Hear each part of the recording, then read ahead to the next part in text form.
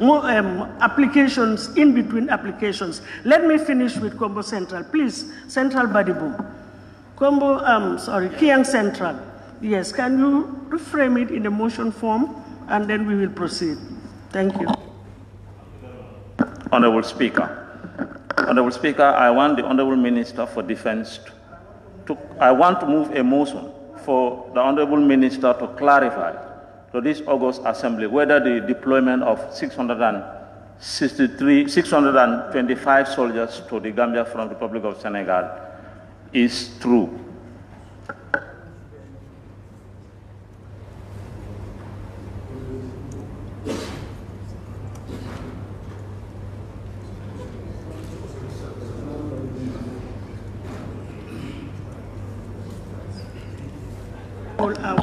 I will allow the motion.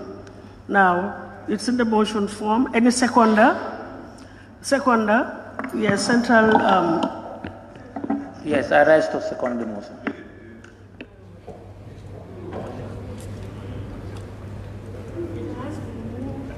Sorry. It has been moved and seconded that the Honorable Minister of Defense clarify to this assembly or confirm, I want to use your words, that 625 economic soldiers are to be deployed. Senegalese soldiers. You see, that's why it's always good to write these things, so that I don't want to misquote anybody. And I want to repeat what you have said verbatim.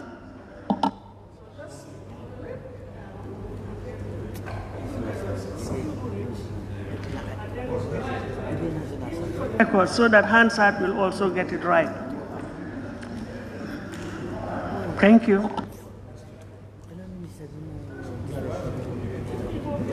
But step by step and listen, we will follow the correct procedure, but we cannot be jumping right, left, and center. Honorable Speaker, I have a question, if you allow me. I want to complete. No, I don't want us to treat this one individually, because when you say Senegalese, we have economic in the country. So we cannot identify a country and say a country is coming. Honorable member, please order. I am not taking any interventions as of now. As of now, please. I think it's also my right to ask for clarification. Because that's the responsibility. That's why he moved the motion. Honorable, there's a motion on the floor. The motion on the floor, I have a right to be clear. If you want to take the chair, then you can come. I don't want to take the chair. In which case, can you please take your seat? Thank you. Chairman, Honorable Speaker, you're not fair. No. Can you please withdraw that statement? Please, can you withdraw that statement? For the sake of... Can you withdraw that statement that I am not fair? Withdraw that statement, please. I withdraw the statement. Thank you very much. But it doesn't affect me.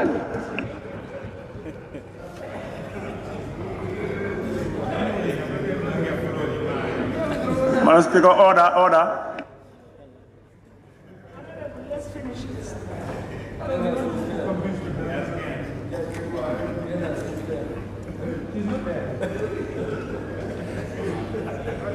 We should just all try to use parliamentary language. You know.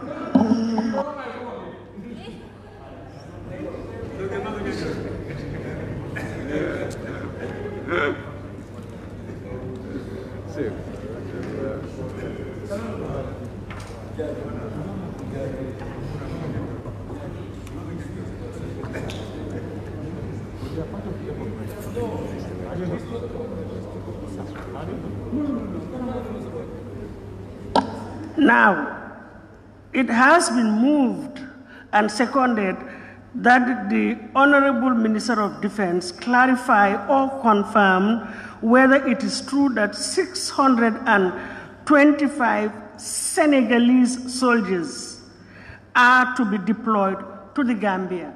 That was the motion, and that was what was seconded. And I have allowed the motion. Now we have to put it to the vote. Those in favor, please say aye. Aye. Those not in favor, please say no. So the ayes have it. Thank you. Now, Honorable Minister, can you clarify or confirm that 625 Senegalese soldiers are to be deployed to the Gambia? Thank you.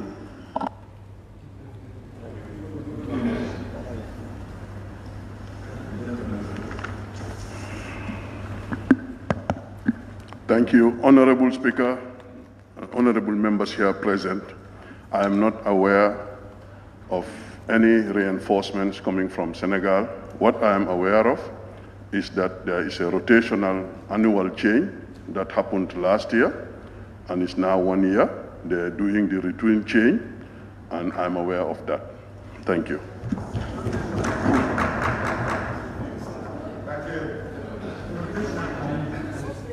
Very much, that's the end. It has been clarified.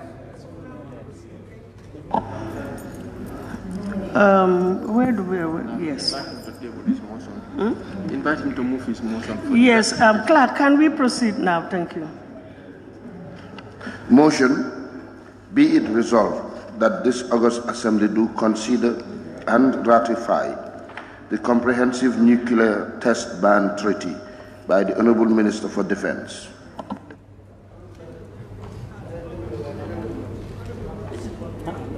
Mike. You move your motion. Thank you. Honorable Speaker, I beg to move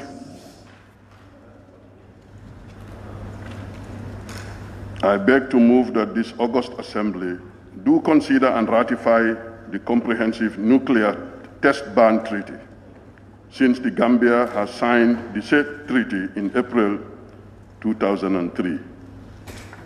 Honorable Speaker, in pursuance of Article 2, Paragraph 1 of the Treaty on the Prohibition of Nuclear Weapons and the Declaration of the Gambia Armed Forces, A, that it has never owned, possessed, or controlled nuclear weapons or nuclear explosive devices, and has never had a nuclear weapon program or nuclear weapon-related facilities prior to the entry of this treaty.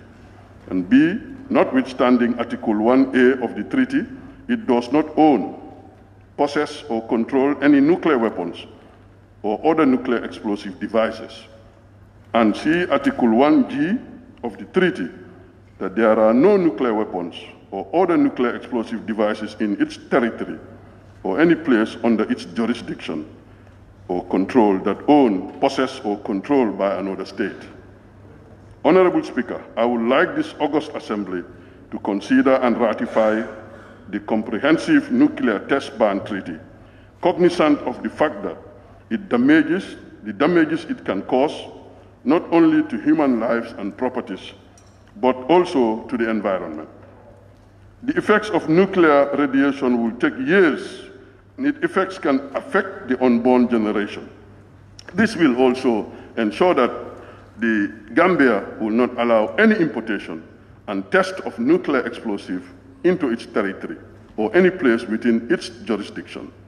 It is worthy to note that the Gambia is the only country in West Africa and among 4 countries worldwide that have not ratified this treaty. Once the treaty is signed, the Gambia, like other signatories, will benefit from various capacity training programs, workshops, seminars, and conferences. Honorable Speaker, I beg to move that this August Assembly kindly ratify the Comprehensive Nuclear Test Ban Treaty.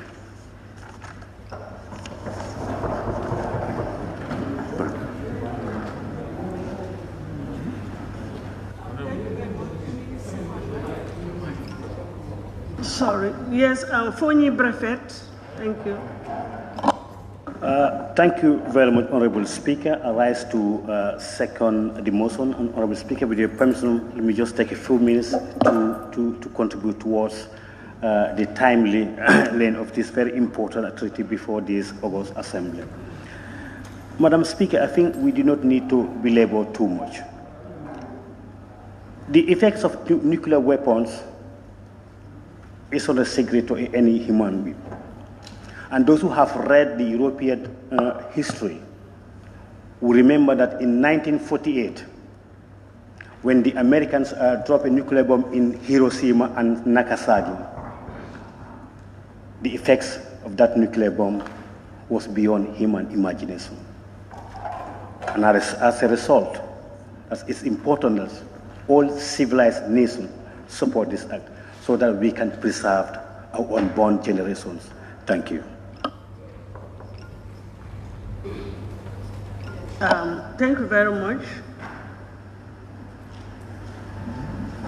Honorable members, I'll now put the question. It has been moved and seconded that this Honorable Assembly do consider the Comprehensive Nuclear Test Ban Treaty.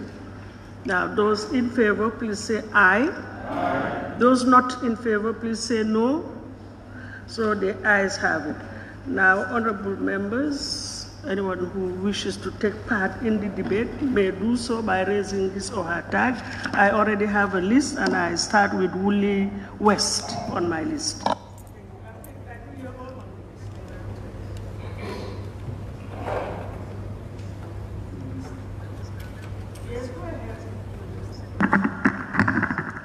Thank you, Honorable Speaker. Honorable Speaker, independence and sovereignty are vital to any geopolitical entity that calls itself a nation. And any nation which is incapable of defending itself is a weak nation. It is a nation which is a prey to other nations. One would have thought that the first country to sign this treaty would have been the United States of America. But in the list, the United States has not ratified it.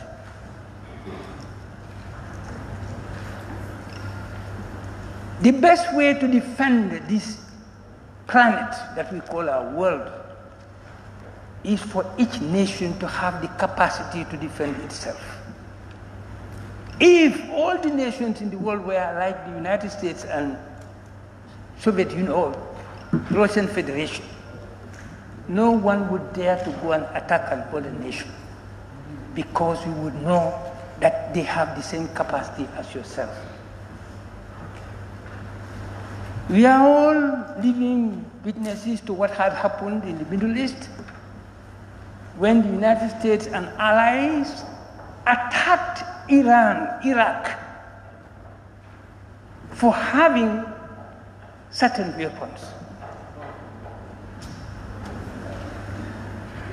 But the weapons that they have, nobody has that in the world.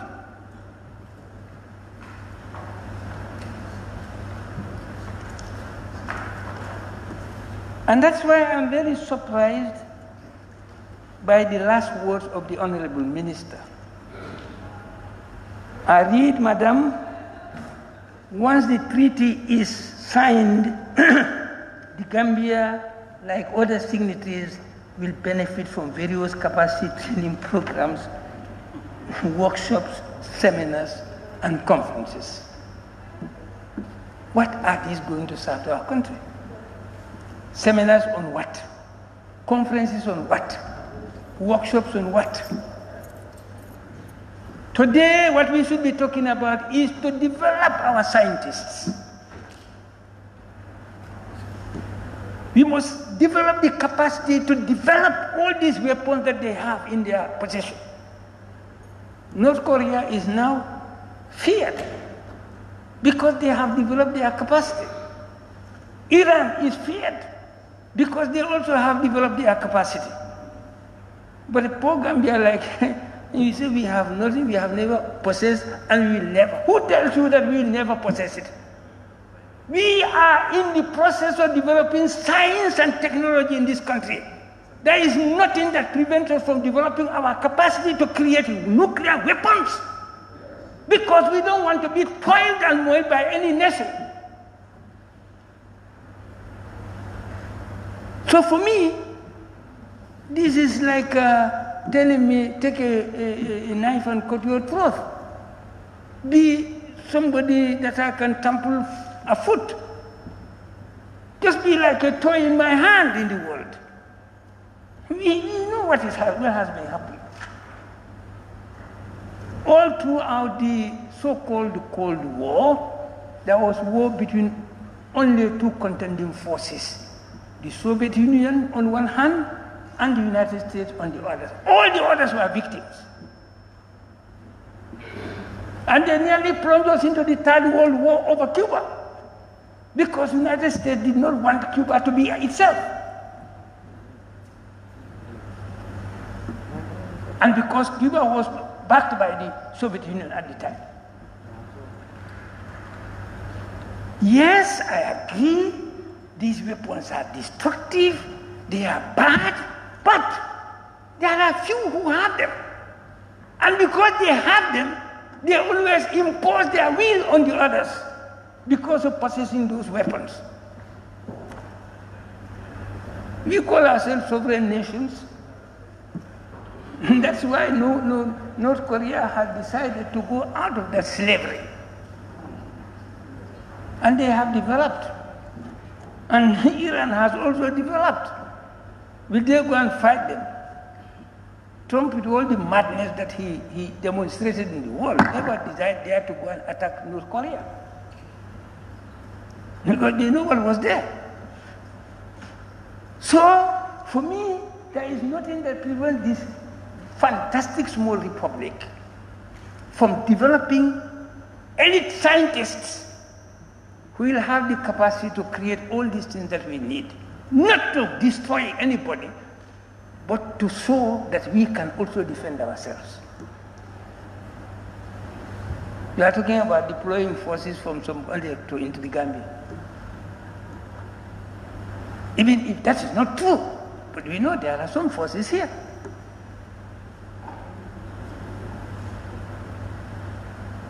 So, as far as I'm concerned, this is like a joke to me, because we call ourselves sovereign countries, sovereign nations, independent, but each time there's a problem, we are always going to them. Look what has happened in Mali. When the crisis occurred there, they had recourse to what? France. And France came and did what they wanted. All the mineral resources in Mali. To a point now that the whole population is against the president of France in Mali. But they are there simply because they have the means to defend that. What about ourselves? We must develop those means. That is what independence is about, your capacity to defend yourself. How can you be independent? How can you be independent? And then you always ask somebody to come and defend you. Does that make sense? This is a trick. It's a trick we must go out of. We must develop Africa, must develop the capacity to defend itself. The continent of Africa must have that capacity. And that is why we are not members of the United Nations. The whole continent of Africa does not have a seat in the Security Council. Does that make sense? Tiny country like France has a seat in the United Nations. The whole continent of Africa. You can fit the whole of Europe in the Sahara Desert. The whole of Europe can go into the Sahara Desert. Just a fraction of that has a seat in the United Nations. The whole continent of Africa does not have a seat in the United Nations. And we sit here, we are happy about that. That is why everything is going wrong in the world. Because we have no voice. That is what must stop. This must not happen. They have the weapons, we don't have. Why do we have to sign? We don't have to sign what? Sign a check that you don't own, you don't have. Are you willing to sign a false check? Sign it. We are the eyes and the minds of this republic. We are the minds and eyes of this republic. We are the eyes and minds of the continent of Africa. We must see that this continent must go out of this slavery of dependence. We must. If we don't, then we are not worthy to be members of this parliament in the continent. We must. They are tricking us. It is now time we went out of this trickery. And we must, if we want to be sovereign and independent. I'm not advocating for war. I want to be understood that I'm not advocating for war. I'm advocating for the development of your capacity in order not to be trampled afoot by other sovereign so-called nations. That is what I'm saying.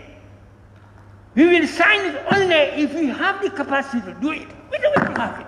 And you are telling us we will not have it. Science and technology don't belong to anybody. We must take it and use it for our purpose. We must not allow, we can't, in fact, they will never do it. This continent is already programmed. So technically programmed, you don't know. This continent has been programmed to stay poor, impoverished, underdeveloped. Don't you know that? For them, the development of this continent is to their detriment. But for us, we will not be like them. The world, we must come together and develop for our mutual interest. We must come together and develop our world in our common interest. But for them, wallahi, their program is fixed. And the fixed program is that Africa must stay where it is. We must keep Africa at bay because that is what is in the fundamental interest of Europe, East, West Asia. Any other place other than Africa. That is the program. World Bank, IMF, all these institutions, you think they are there to help you. No! They are their instruments to keep you at bay. They were designed to keep us at bay. That is what serves their interest. And that's what we must recognize, and that's what we must fight against. If we don't need to exist. Because we exist only as slaves.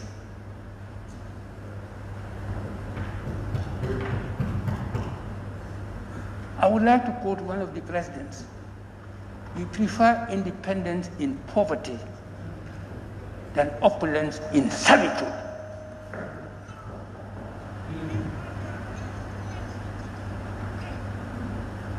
I'm very unhappy.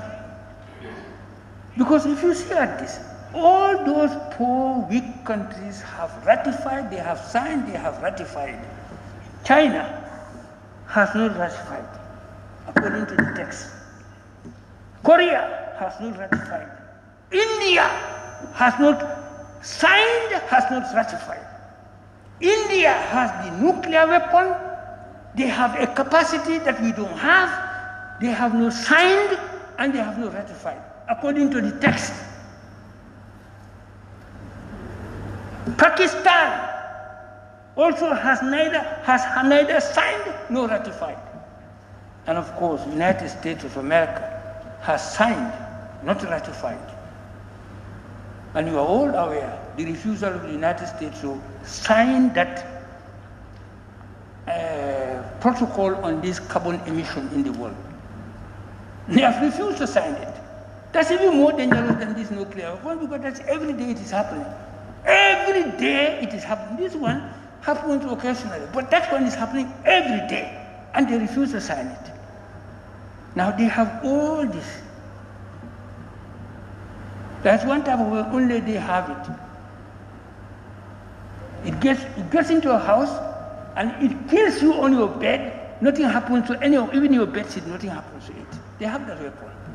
It goes into your house, kills you, and leaves everything intact. They have that. Nobody has it, but they have it. And yet, they are the ones who always refuse to sign. We have nothing. It's like you are insulting us. Sign what? We have nothing to sign. We have no weapon. We are not war inclined. We don't want to colonize anybody. We don't want to be an imperialist nation on anybody. So why do you have to come and tell us, sign something that has no purpose for us? Madam Speaker, I am opposed to the signing of this ratification of this document. It serves no purpose for us. Thank you very much. Thank you very much. Honorable Member for Banjul North. Thank you very much, Honorable Speaker. Thank you, Honorable Speaker. Yes, we have before us a treaty agreement which the executive wants the National Assembly to ratify.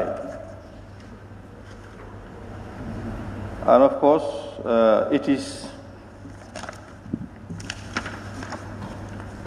the ratification of the Comprehensive Nuclear Test Ban Treaty, CTBT, Nuclear Test Ban Treaty. According to the mover, Gambia is the only country in West Africa that did not ratify this treaty, and 4 among the world that did not do so. But I want to say that it's not only 4, because according to the text, what we have here is that the countries that did not sign and ratify at all, for the benefit of those that are listening, or the benefit of the nation, I want to read them out. Bhutan did not sign and ratify.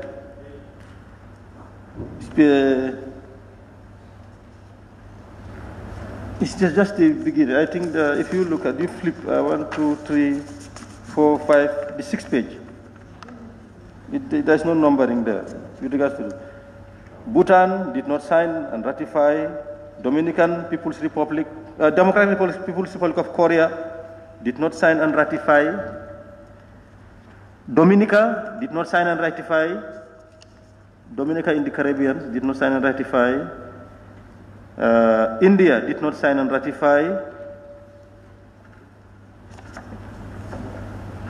Mauritius did not sign and ratify. Pakistan did not sign and ratify.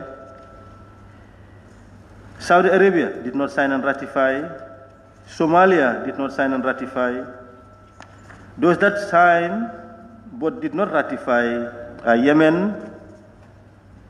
They signed but did not ratify. United States of America, they signed but did not ratify. Tuvalu signed but did not ratify. Timor-Leste, that's East Timor, signed but did not ratify. In fact, Syria, Arab Republic, did not sign, did not ratify. Sri Lanka signed but did not ratify. South Sudan did not sign and did not ratify. Solomon Islands signed but did not ratify. Papua New Guinea signed, did not ratify. Nepal signed, did not ratify. Israel signed but did not ratify. Iran, Islamic Republic, signed, did not ratify. Yes, India, they signed, as I said, did not sign and did not ratify. Gambia is in the league of those who signed but did not ratify. Equatorial Guinea signed and did not ratify. Egypt signed and did not ratify. China signed but did not ratify. I am reading this out to show that there is geopolitics in this. This is all part of the remnants of the Cold War, or the consequence of the Cold War. Countries that are proxies, you can see the dynamics. We all know that nuclear weapons are a threat to human existence. We have seen what it did in 1948 when the United States dropped 2 bombs in Hiroshima and Nagasaki in Japan. That neutralized the Japanese Imperial Army that dominated Asia at the time. They were in league with Hitler and Mussolini. That's the three axis. So, and it was meant to show the world the power of the United States. And that is what, in fact, ensured their hegemony from then on. You can see countries like Japan, and particularly India and Pakistan, because they are proxies during the Cold War. None of them ratified the treaty. And they have nuclear weapons, both countries. Israel too, a proxy that is used in the Middle East. They have a nuclear weapon. What we are being told is that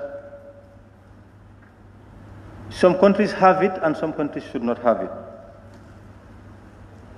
I have no qualms with the treaty.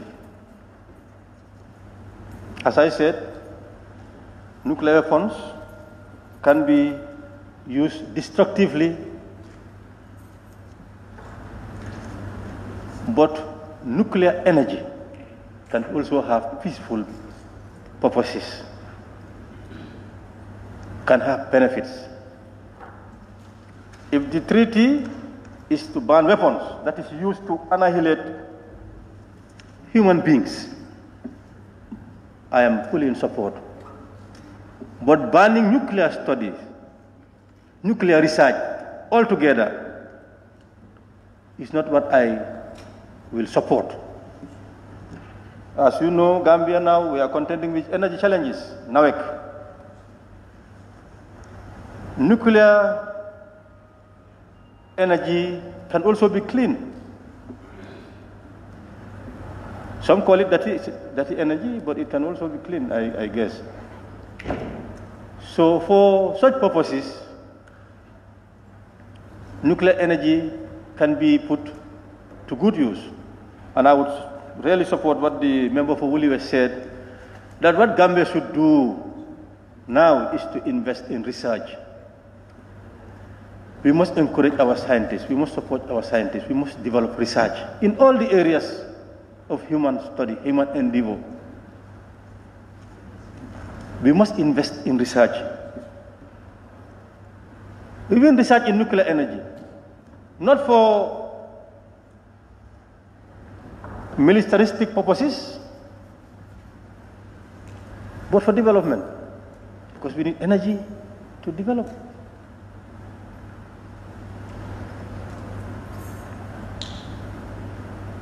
I have no qualms Gambia ratifying the treaty, because if you look at Article 45, which is Article 9, which is on page 45. May I refer this August Assembly to page 45?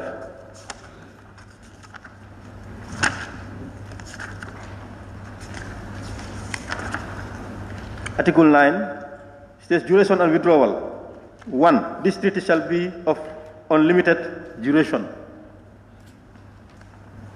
2. Each state party shall, in exercising its national sovereignty, have the right to withdraw from this treaty if it decides that extraordinary events related to the subject matter of this treaty have jeopardized its supreme interests.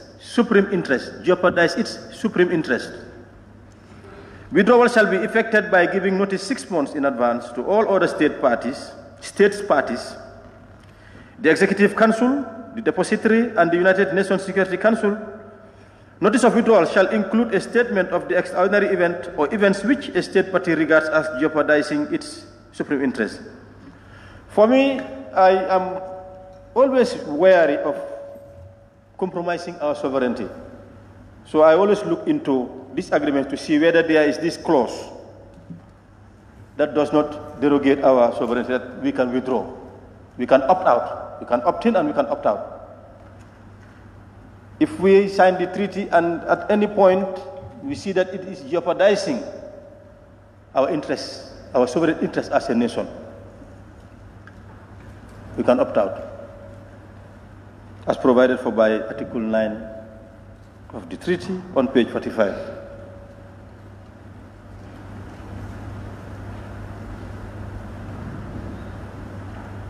As I said,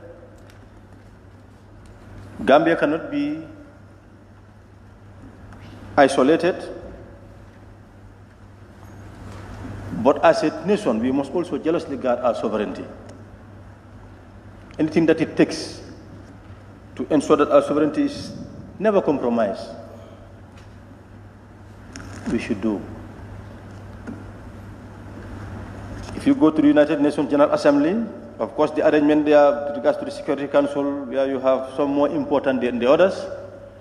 But with regards to the General Assembly, we are all equal. Gambia is as sovereign as China, as sovereign as United States of America, as United Kingdom, as France, as South Africa. Notwithstanding our numbers, our size, we are equal at the level of the General Assembly. What we should also be promoting is to promote for a world of equality. Not a world of big brothers and small brothers or younger brothers. As a nation, we are equal. There is no big brother in terms of nationhood. And of course, Honorable Minister, I would also agree with the Honorable Member for Williams that our interest in signing this treaty should not be these pecuniary benefits that stated.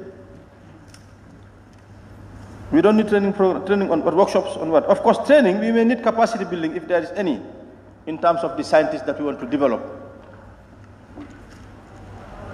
If we can get assistance to develop our scientists, to develop our scientific research efforts, we welcome it. So, if this can be rephrased, that Gambia's one of the benefits is that, well, the nuclear test ban treaty or Gambian, this nuclear watchdog would be assisting countries to be able to develop nuclear energy for peaceful purposes. Gambia can push for that. And then to also do everything that is possible to ensure that these nations that did not ratify the treaty. Because that's the challenge. You are asking me not to, whilst others are not acceding to it. And they can use it to engage in aggression, because it is for defense purposes, but they can also use it to engage in aggression. And then you're asking me not to get myself, prepared to build the defense. Because of course, it's a deterrent. Once you have the nuclear power, nuclear weapons, it's a deterrent. No nation would dare to attack you, because if it does, it's going to be collateral damage. You come attack me, annihilate me, I can also equally do that. Because nuclear weapon, that is what it does. But of course, we are not oblivious of the danger, the harm that it does, because if you go to Nagasaki, you can still see the signs.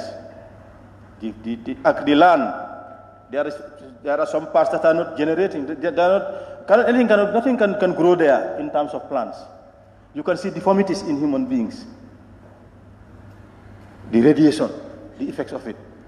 The Chernobyl, the disaster that happened, if you go there now, you see what these weapons, destructive weapons, that the negative science had resulted to. Science can be used to advance humanity, to advance the world, to ensure prosperity, to ensure peace, but it can also be used for destructive purposes, as the nuclear weapon. So, as I said, I am not opposed to Gambia ratifying the treaty, but we must also have that in mind that as a sovereign country, we can always opt out if we feel that what is taking place is to our disadvantage. And I would want to urge this country to really focus on scientific research. Scientific research. We need a peaceful world. We don't need military aggression, but we need to defend ourselves. And defending ourselves is not only through weapons. We can develop human beings who have capacity to convince others, people who others can respect. let's develop our country so that we'll be respected and loved by everybody. So there'll be no need for us to engage in aggression, but we can defend ourselves. On that note, Honorable Speaker, I thank you for giving me the floor. Thank you. Yes, thank you very much. Honorable Member for Kiang Central. Thank you very much, Honorable Speaker, for giving me the floor. Briefly, Honorable Speaker, I think my belief or the conviction I have is that the nuclear weapons contributes to the destruction of our environment, not only human life, and then any attempt to ban it or to control it is certainly a step in the right direction. Honorable Speaker, effective prevention of proliferation of nuclear weapons is a step in the right direction. I think the world is now aware of the dangers that are associated with the use of nuclear weapons. We must refrain from the use of nuclear weapons.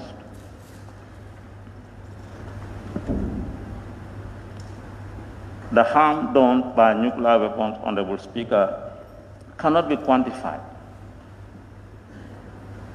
Therefore, I want to believe that it is high time that the Gambia, as a small nation in Africa, though like the Honorable Minister said, we are not in possession. We must encourage and then we must help in any effort that will help in maintaining peace, in strengthening peace in the continent, rather than help any effort or any move that will really help gear towards having or maintaining any item or anything that is destructive to human life, that is destructive to the environment.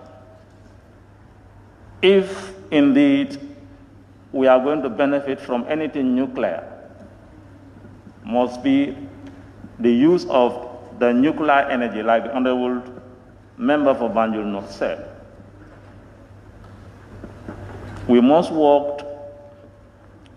try to find out, and then we must also contribute effectively towards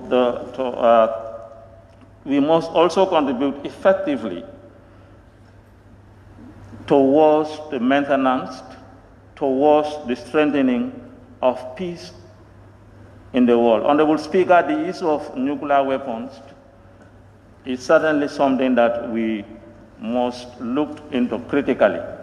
And Gambia as a nation, I don't think we have even the capacity, like somebody said, Honorable Member said, we have the capacity, or even if we have the capacity, all our efforts should be geared towards maintaining peace, not to promote anything that is destructive. So I want to believe certainly the motion is a non-controversial one, and I'll urge the honorable members to support it. Honorable Speaker, with that note, I beg to take my seat. Jara East, please. Thank you.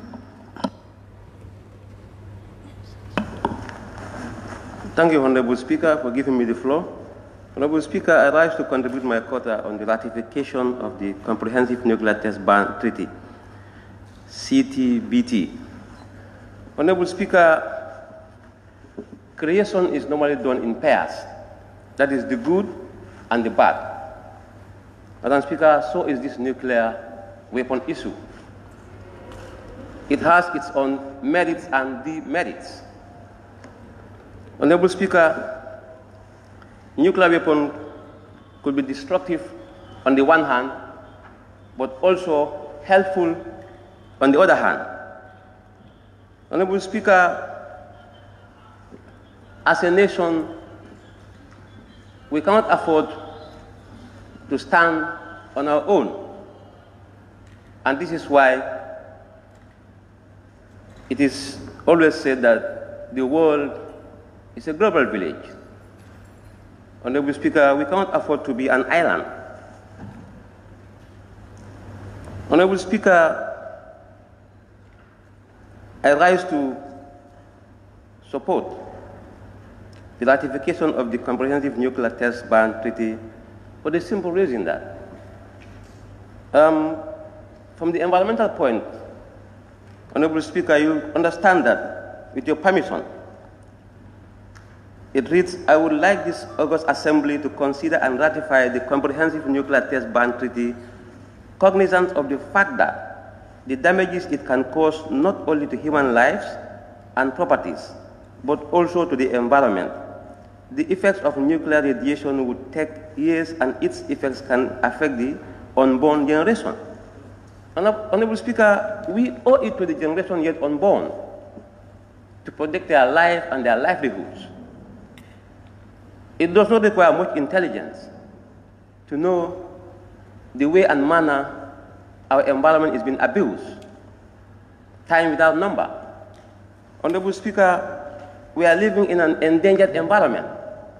So when we have this nuclear test ban treaty, it will help us in sanitizing our already endangered environment.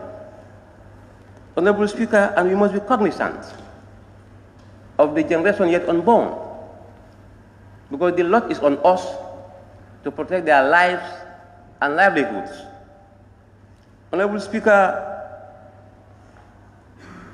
nuclear weapons, the way and manner they destroy the world, Honorable Speaker, does not require much intelligence.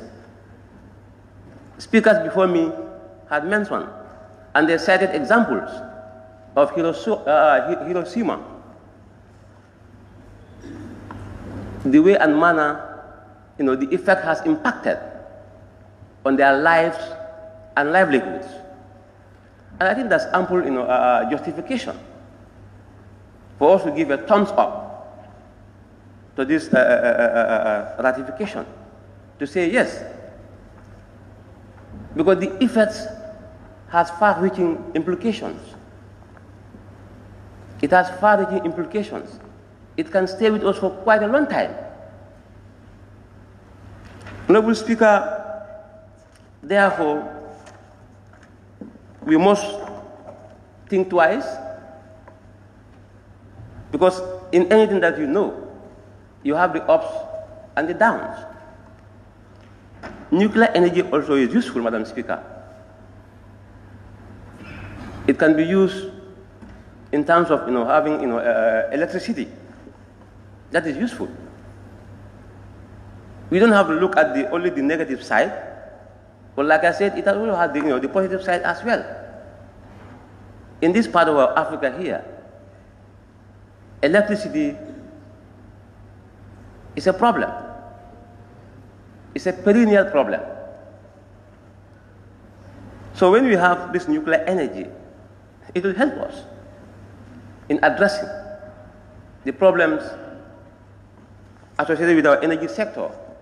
Honorable Speaker, I agree entirely with other speakers that we need to, develop our science and technology domain. That is very important. Despite being a fledgling institution or a department, we need to put, more efforts. We need to, capacitize our people. We need to send them, for overseas training, so that they can come and work in that, sector. It is very key. And I have no doubt, because it has been mentioned in this document, that once the treaty is signed, the Gambia, like other signatories, will benefit from various capacity training programs, workshops, seminars, and conferences. And I know this workshop or training, is going to be centered on developing the human resource base of the country. That's my take. And I think that's the language of the document. They will build the capacity of our people to higher heights. And that's a plus. Honorable Speaker, with those few words, I want to thank the mover for having the foresight to bring before us this important document. And I would urge my colleagues to give a thumbs up. Thank you very much. Thank you. Brika Masao.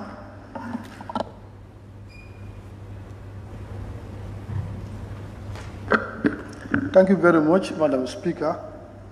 I think the document before us, to me, is non-controversial. This ratification of a comprehensive nuclear test ban. If you look at it technically, Madam Speaker, the emphasis is laid on two areas, that is the nuclear weapon and explosive, which everybody here agreed that this is not good for the environment. And the problem with the nuclear explosive and weapons, they do mass killing, not only to human beings, but to our immediate environment with all the animals. And also this seriously affects our environment too, in terms of production. They are all destroyed. And to me, I am very much comfortable with this since it's non-controversial. And there is this specific clause that is talking about the withdrawal. So the withdrawal clause is very important, depending on if a state party feel threatening the supreme interest is being jeopardized. You can withdraw. So there is nothing wrong with this. Since, and I would like to the minister to make some emphasis with regards to whether this might not actually affect our ability as a developing country to make serious research in the area of energy for our personal development. If you can make some emphasis here. Other than that, Madam Speaker, I think I am in agreement with the treaty and it's non-controversial. Since this specific clause is there, that is calling for withdrawal if the supreme interest of the country is being jeopardized. On that note, I thank you and I'm in full support. Thank you. Honorable Member for Woolly East.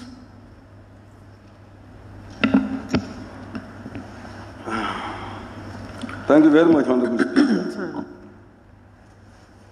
Honorable Speaker, I have spent the night looking at this document. But I think with all its controversy internationally, it's my belief that a small country like the Gambia, small size, small population, and geopolitically where we are located, it is better to take caution, not to engage in any form of nuclear activity. It's not good for our country, it's not good for our environment, it's not good for our properties, and it will create a lot of suspicion. And in my belief, Honorable Speaker, we should not create any suspicion that we are engaged in such an enterprise. Honorable Speaker, nuclear weapons are very dangerous weapons, and that's why the world is thinking about eradicating it, because it can annihilate the whole world. It can end the world. That is the key thing there. Nuclear weapons can eliminate the world. It can end the world. It can end life on Earth. And such a dangerous thing should not be encouraged to continue.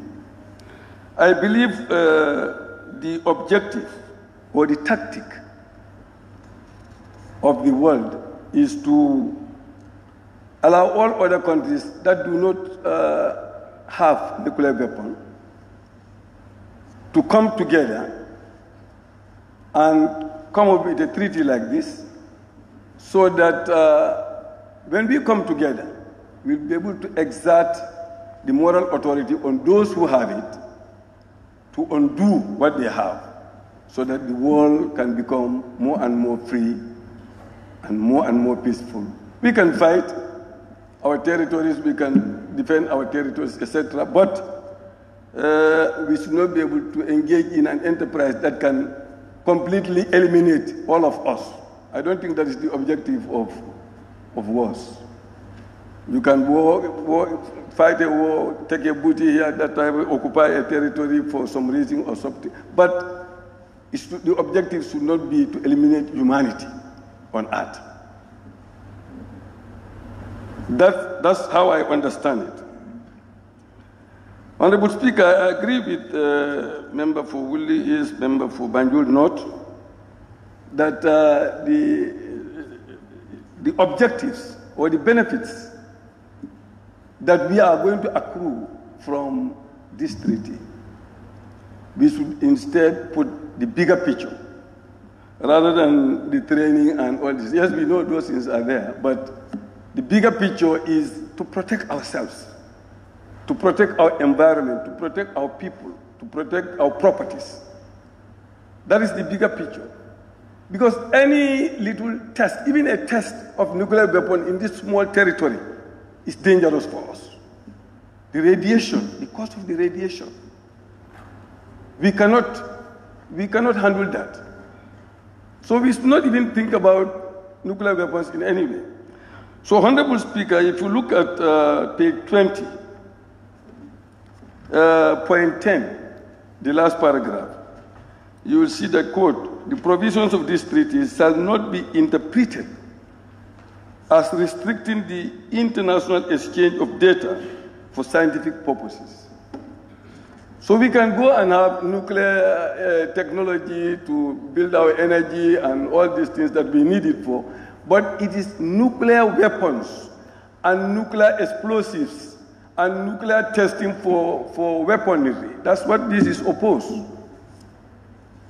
If it is about technology, all that matters, yes. And you know, if you come to point 6 on the same page, it says, without prejudice to the right of state parties to protect sensitive installations, activities or locations not related to this treaty, state parties shall not interfere with elements of the verification regime of this treaty or with national technical means of verification operating in accordance with paragraph 5. So we'll be checking each other. Yes, if you say you have nuclear technology for peaceful purposes, but we'll be checking each other to see whether it is peaceful purpose or it is not peaceful purpose. That is something that is already there. In addition to what my honorable friend said, that you can withdraw anytime you want to withdraw if you feel that things are not going the way it is anticipated. Honorable Speaker, like I said,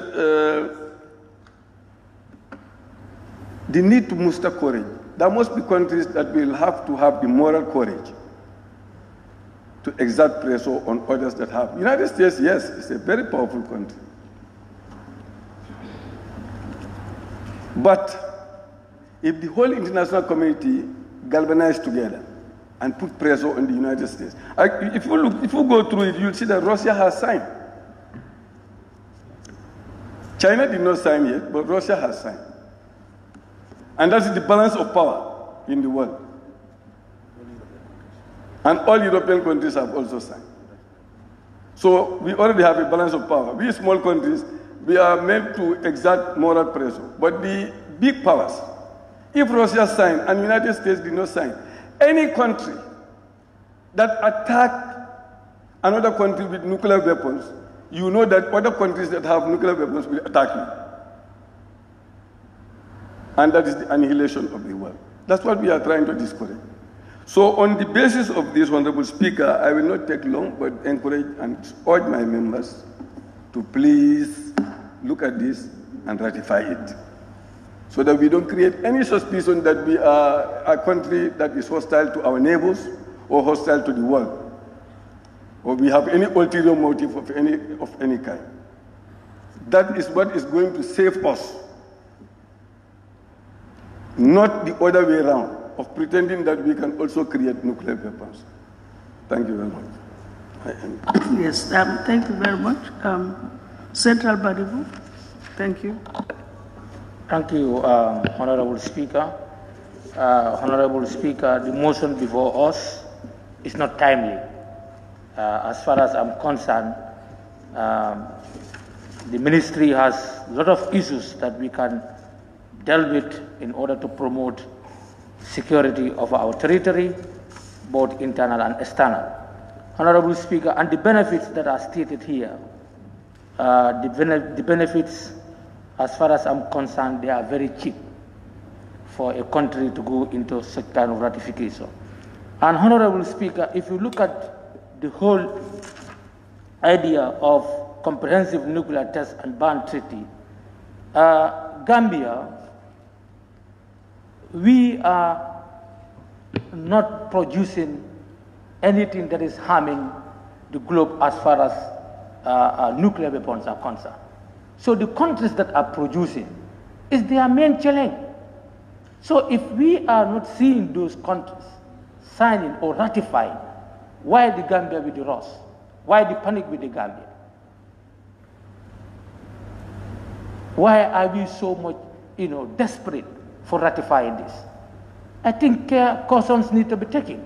We need to, take our time and really, focus on other issues that are present issues as a country. We see what is happening in the sub-region. Everywhere is destabilized. I think it's high time the ministry to focus on that, how Gambia can be secure. These are things, that can come later. Nobody is calling for nuclear weapons to be used in a war. We all know what happened in Nagasaki and Hiroshima, but it was designed by their leaders. Who created that? They were all man-made. Because they want to exercise their military superiority. They consulted their scientists and they work on it to make sure that they finish those nations. Those ones cannot be used as a reference when we are talking about this, this treaty as far as Gambia is concerned. Honorable Speaker, I believe, as far as I'm concerned, I'm not going to support it. I'm not in for it. I believe the ministry has more pressing issues as far as our security is concerned, as far as the foreign troops that are in the country here, how we can make sure that they leave the country and our men be in charge. Thank you. Sabah Sanjal is out. Any more interventions? Honorable members, before I call on the Honorable Minister to respond to the issues raised. Okay, thank you very much.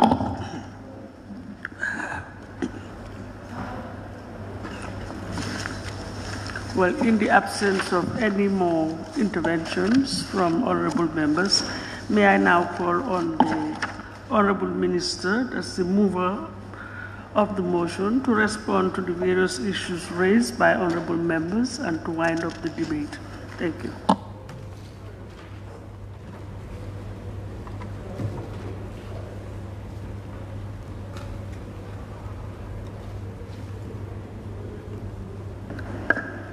Thank you.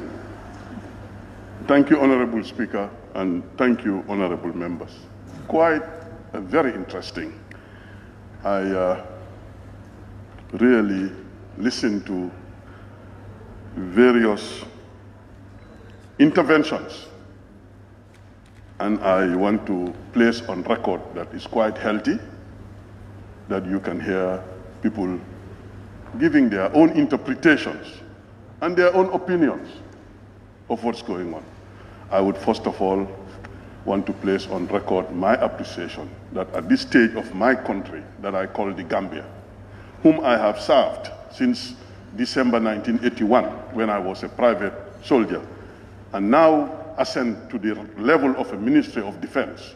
And I'm very grateful to God Almighty that I witnessed today that I can sit comfortably without feeling any pressure to listen to honorable members of parliament to give their contributions. I want to say thank you for that. I brought this here because we have seen that the interests overweighs the odds. That's all we're here.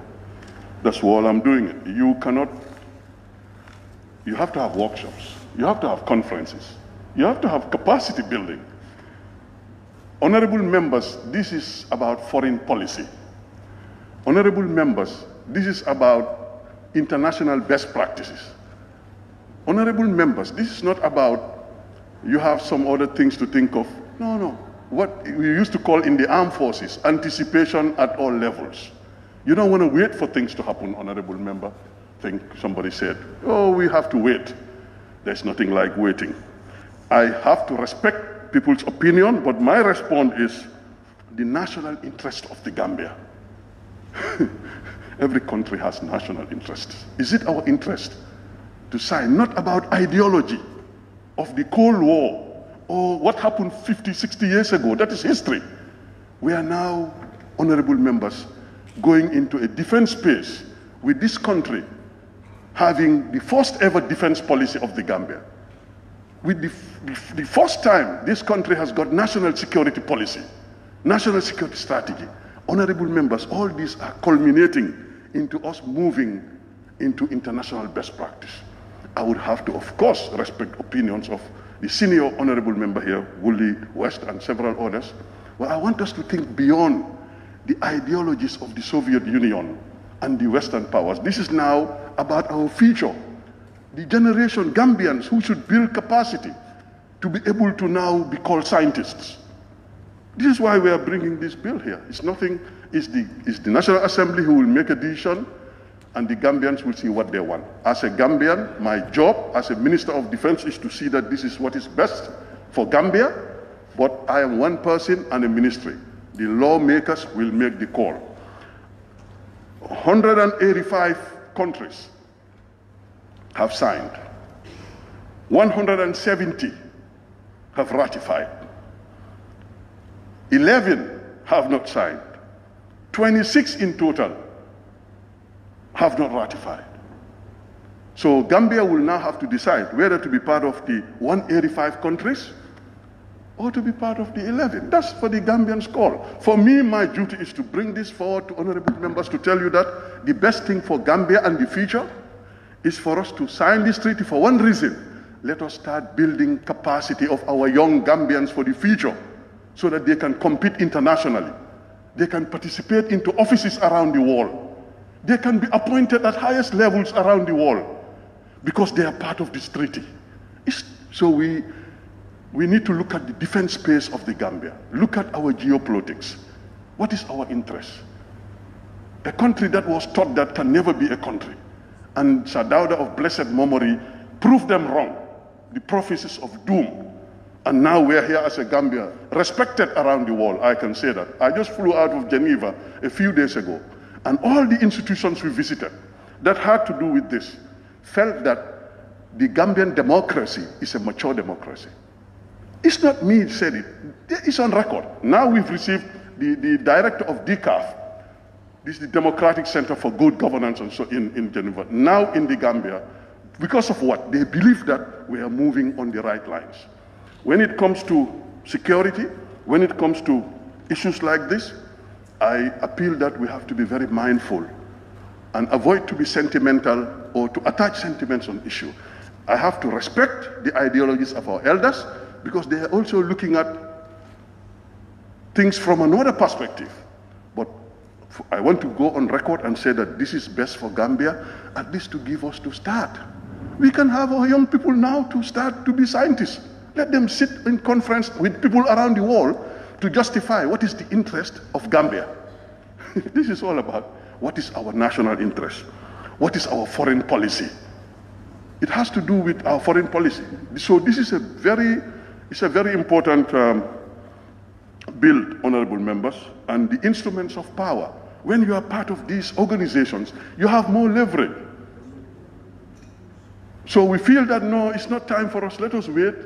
Whilst 185 countries are signed, and we still feel that we should wait. In fact, we are behind schedule. With all due respect, honorable members, I think this is not for me or for it's for young Gambian scientists who should now be given the opportunity to come to world platforms. And with all due respect to the very honorable senior member of the well-respected gentleman, please look at it in that perspective. Don't look at it as the geopolitics of Russia or America or China. They are playing their politics based on their national interest. Gambia is Gambia, sovereign Gambia. We are also looking at what is our interest. I believe as a Minister of Defense, with consultations with the Ministry of Justice, our own Ministry of Justice, to do some homework and advise and give legal opinions with the team I've got, with the consultations we've done around the world. I think I want to put your mind in rest that we have nothing to lose in ratifying this. Instead, we can now bring a crop of new Gambians to start looking at these things, to build up, as some people said, nuclear energy, and lots of other benefits. Then our Gambians will be part of the world. We don't want to bring any suspicion. We don't want to bring, why are they not signing? What is the National Assembly doing? And people should put on record tomorrow that when we put up a motion, these were the members who said no. But what were their reasons? You have to respect their reasons, listen to their reasons, listen to their opinions. But to tell you the truth, the good that this country will benefit out of to join the 185 countries instead of the 11, so just wait. All 185 cannot be wrong and the 11 are right. But the national interest of the Gambia is that we have to tell them that we are saying no to nuclear, but we want now our generation to also bring Gambia to another level. We can even rectify the Gambia. Somebody said challenges with electricity. All this can be of interest when we start to organize workshops, start to learn, to build capacity. Our Gambian sons and daughters may have opportunities to serve in some offices around the world or to partake in world discussions about the future. Because we are moving on. All the countries are now with COVID and everything. Every country now should reassess and look at yourself and prepare yourself for the future. Honorable Speaker, honorable members, I want to say thank you for giving it this consideration. And as a country and as a security ministry and armed forces, and the foreign policy of the Gambia is beyond security. This is not about only the armed forces. It's about our foreign policy. How does the world see the Gambia in the map? That Gambia do not want to ratify anti-nuclear? Do they have any hidden agenda, any suspicion? And they start looking at stuff which is non-existent. We are known to be one of the most peaceful countries around the world. But we want to keep that legacy that our founding fathers has brought in this country.